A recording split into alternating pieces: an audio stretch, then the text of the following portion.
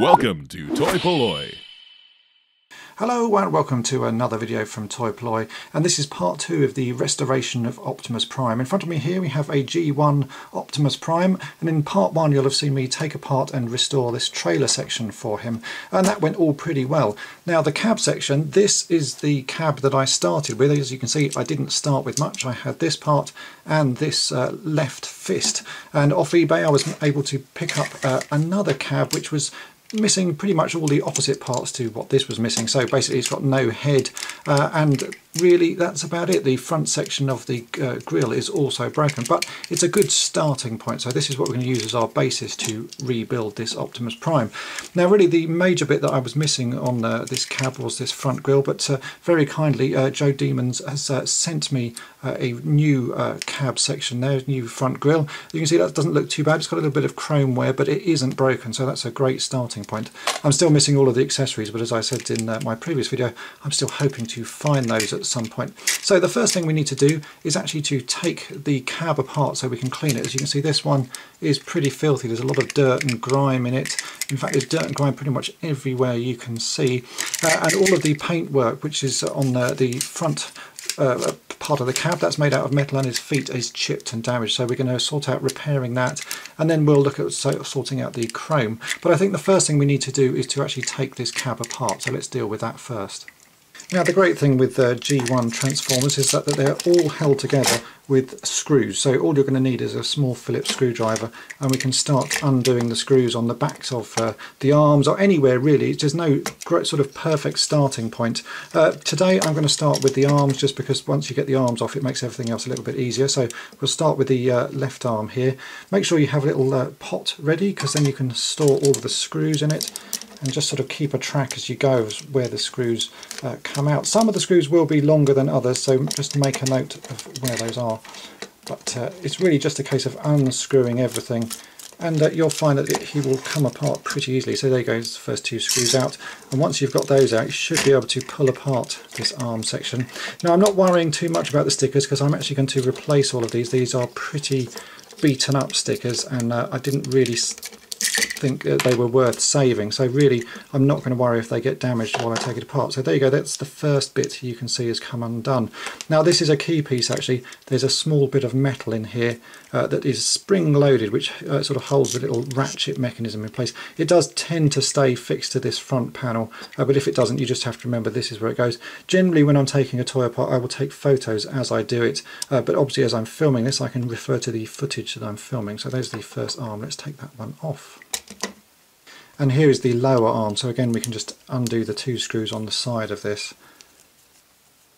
and should be able to get into that pretty easily. Again, there is a sticker across the front, but again I'm not worrying about that, because I will be replacing all of the stickers on this as it's pretty worn, and we really need to get this whole thing apart so that we can clean it thoroughly. So as we open this up you'll see that there's a spring in there. Again, we just have to pay attention to where that spring goes. Again, as I'm filming this it's going to be quite easy to remember, but you can take that spring out, keep it, and then the little sort of bit that enables the elbow to work as well, we can take that out. As you can see, this is held together with one of these stickers, so I'm going to pull that off, but you can take out the little light fitting as well, which we will deal with, see if we can re-chrome that at some point. So there's that one. Let me just quickly take that apart, because as I said, the stickers are not going to be needed. Now that we have both of the arms off, we can start dealing with taking the top cab section off. So if we fold down the metal die cast bit, you can see inside there are two screws, and if we take these two screws out, we should be able to lift off the whole top section of Prime's cab. Now these have slightly larger screws, so these are the ones you have to remember that go in that section. They're slightly larger than the ones that hold the arms together, but it's fairly obvious when you come to put this back together. The small screws really won't fit that well, so it's pretty obvious what you're doing. So if we take that off, you can see that now we can start to remove larger chunks of Prime. So here we go, that's the sort of arm holding bit, and also you can see the construction inside as how the cab is held on. There's two little spring-loaded bits of metal. If I just gently pull those forwards, you should be able to pull out the die-cast cab bit, and there it is. Now with the cab, the glass section is actually a separate piece. It's sort of clipped in place, so all you need to do again is get a small screwdriver, and you can just push in on one side and if you push from the front as well at the same time, you can start to push the bit of plastic back. And if we do the same from the other side and push, let me just do that with the two hands like so, the cab glass actually moves out quite easily, and you can just detach that so that we can wash these bits separately, and then I can deal with the paint on this as a separate piece that doesn't have any other bits attached to it. Now this is the main sort of upper body, and this is the bit I am actually going to replace with my original one. This is the one that we're trying to rebuild, and as you can see, my original one is actually in quite good condition and is not dirty at all, so I'm not going to bother taking this apart. But if you wanted to, basically again, there's a screw here and a screw here and a screw here, and if you undo all of those three, this whole section will come apart and you'll end up with it in three larger pieces and then this small little shoulder hinge section. But I'm not going to bother doing this because I don't actually need to in this instance. This is the one we're going to use, and there's no point in taking something apart that you don't need to.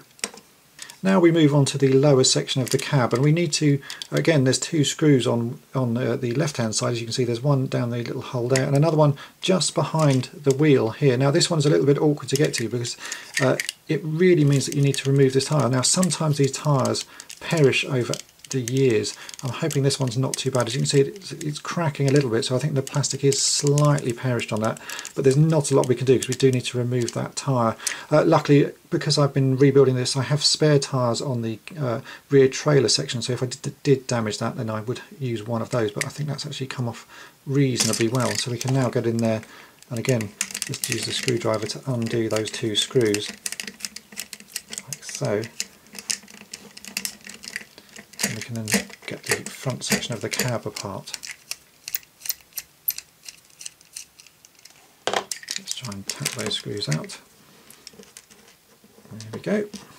So we can take the legs apart as well because these just get in the way now. Again, very simple, just 3 screws down the inside part of them. If you undo these inner 2, we can take the bottom part of the leg off. Again, just remember which screws go where. I think these are larger screws, they are, so larger screws there in the legs. So just take this one off.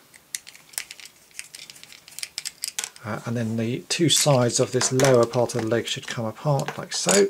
Just gently pull that out and we're left with the bottom part of the leg. So again, that bit can be cleaned. We can take this part off.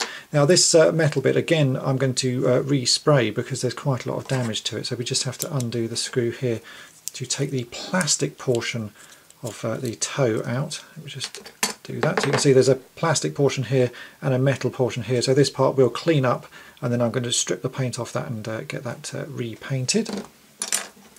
And then we're left with this side bit here. Now again, you can take the wheels off, but really in this instance it's not worth it because we don't need to. We can just take off the chrome part there, the little canister thing, and the wheels will leave attached, so we can just clean that as is. So really now all I've got to do is remove the other leg and we're left with the sort of core pelvis section of Optimus Prime. Now we come on to the front grille section. Because of the way the Optimus Prime toy was originally made, there's no way of getting this front axle off.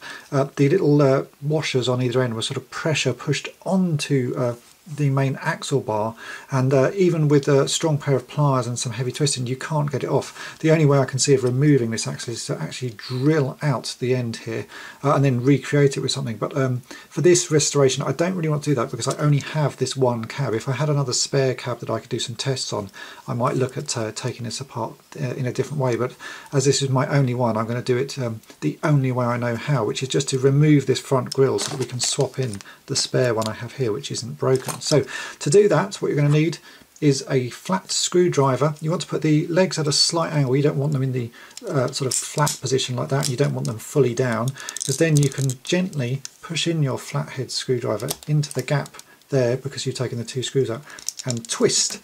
And if you twist ever so slightly, you can then start to unclip the front grille. As you can see there, I've got one part of the clip out.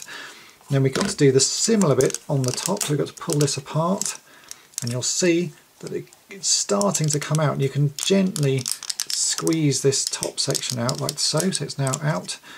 And if we can again just wiggle this bottom bit, you will be able to get the other end out. It is quite tricky and it does feel like you're going to break the toy, but you can do it with a bit of perseverance. So there we go, and now we've got the grille out, and you can see that the front is not broken at all, so that means we can swap this out and put the new one in at a later date. So we now have Optimus Prime in as many pieces as we can get him, and he now needs a good wash. So I'm just going to wash all of the plastic parts in some hot soapy water.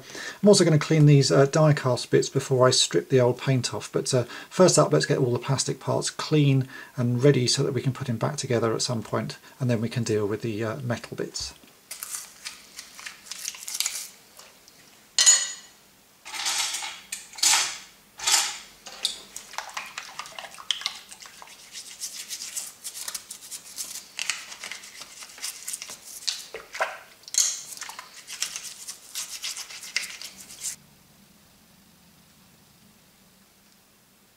Now that all the parts are cleaned, I can get on with sorting out the paintwork on the metal parts of Optimus Prime. Now there are only 3 metal parts of Prime, and that is both of his sort of toes and the main sort of upper cab section. So I popped down to Halfords, which is a place for all sort of car bits and bobs, and they have quite a good selection of spray paint. So I picked up some red spray paint here. This is actually called well, this is, what is this one? I can't even see the name of it now. I'm sure it said on it who it was for. Oh, there you go. Volkswagen Mars Red. And that seemed a pretty good match for the red of Prime's cab, so I'm hoping that will work quite nicely. And then I picked up a blue, which is Toyota Dark Blue. Now, this is a slightly metallic paint. They didn't really have a good choice of blues. Nothing that was the perfect colour. You can see that's slightly, maybe slightly too dark, but it was the closest I could find. All the other blues they had were a little bit too sort of just a bit too strong, so I think that will have to do. I'm sure by the time it's painted it will look perfectly fine.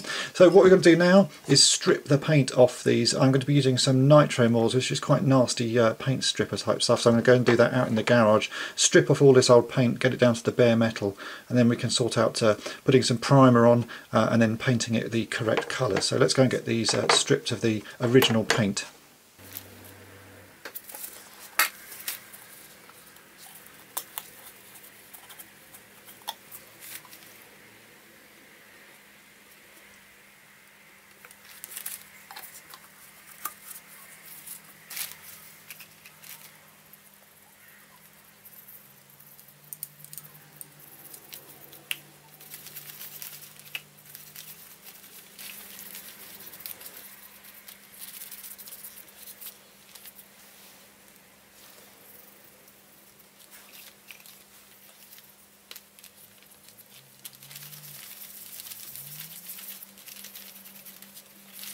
I've used nitro Moors to strip the paint off old die-cast toys quite a few times before, and it normally works without any problems. And as you can see here, the feet with the blue paint on, all of that paint has come off quite nicely, but for some reason it hasn't even touched the red paint on the front of Prime's cab. Actually, nothing has come off, it's not even blistered or anything, so I'm really not quite sure why it didn't work on that. This must be some different type of paint that nitro Moors doesn't want to dissolve. So I'm going to have to see if I can find another way of removing the paint off that. If I can't, then it may be I'll just have to leave it and put some primer over the top of this and just paint over the top. It should probably look alright actually with just that done, but it would be nice if I could get that removed. So I'm going to have to do a little bit more research on that and see if I can work out a way of removing that paint.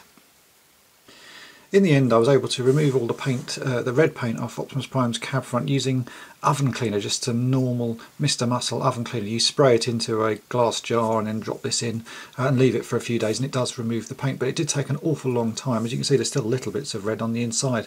It really does not want to come off, and I have to say, if I was doing this again, I wouldn't bother even stripping the paint off this, as it's just been such hard work. But I wanted to do a full restoration, so I put the time in and it's now all done. Right, now that these are stripped of paint, we can go and start spray painting them. I'm going to use the spray paints I showed, but first off I'm going to give them a coat of primer paint just to get the metal ready, and then I'll spray the top coats on top of that. So let's go and get the primer put on, and then we can spray everything the correct colours.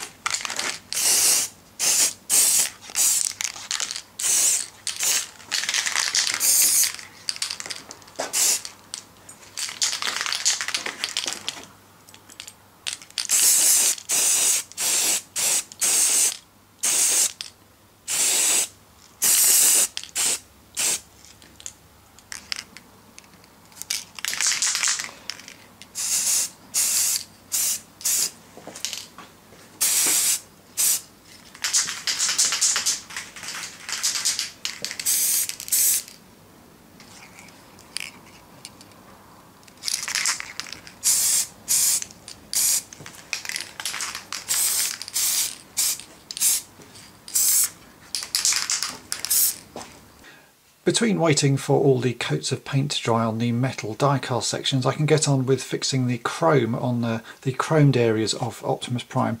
Now, I've already done a couple of tests. I was hoping to be able to use the metal plating kit I was sent, but I don't think I'm good enough at that yet to warrant using it on this particular restoration. I might come back to another Optimus Prime that I have. So in this instance, I'm going to be using some new stuff that I've bought, which is Molotow liquid chrome pens. Now, these have been doing the rounds for a little while. I've seen them advertised quite a lot online and a few people using them, and they seem to work pretty well. So I picked up a couple of these. I picked up one with a 4mm nib and one with a 1mm nib. They're fairly expensive. They're about £7.50 a pen here in the UK, so quite expensive, but they do a very good job. If you look in front of me here, I can show you some of the tests I've been working on.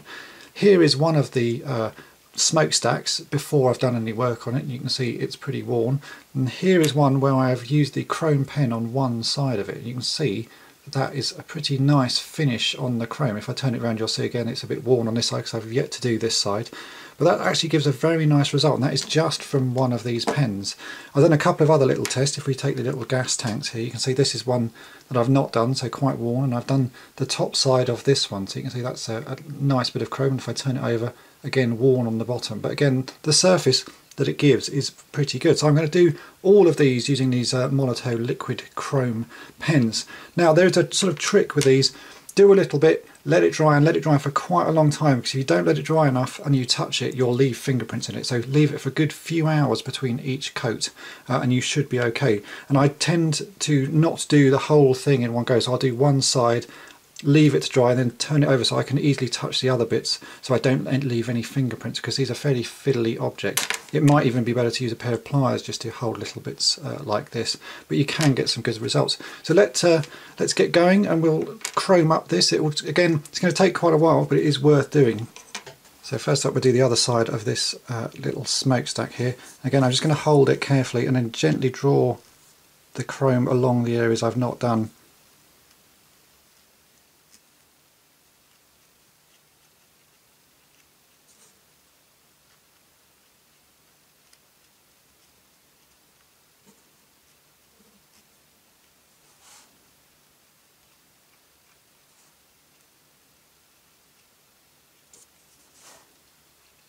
And I'll come back to the bits where my fingers are in a couple of hours.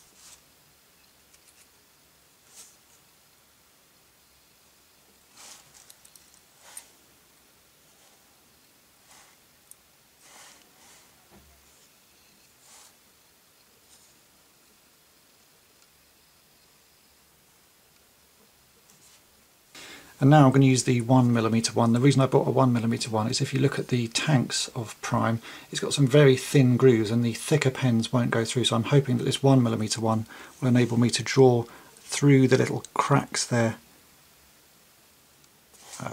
If I get enough ink going. Yeah, just about. It's a little bit hard, but it should be doable. Yeah, there we go. Get that flowing. You can see I can now get the chrome to go inside those grooves.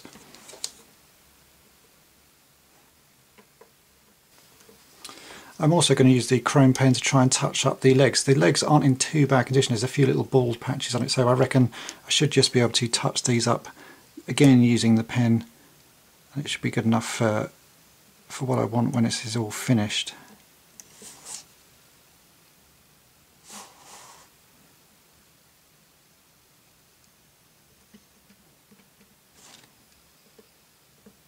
And so here we have all the bits after all of the chroming is done and all of the painting is done. The chrome's come out really nicely.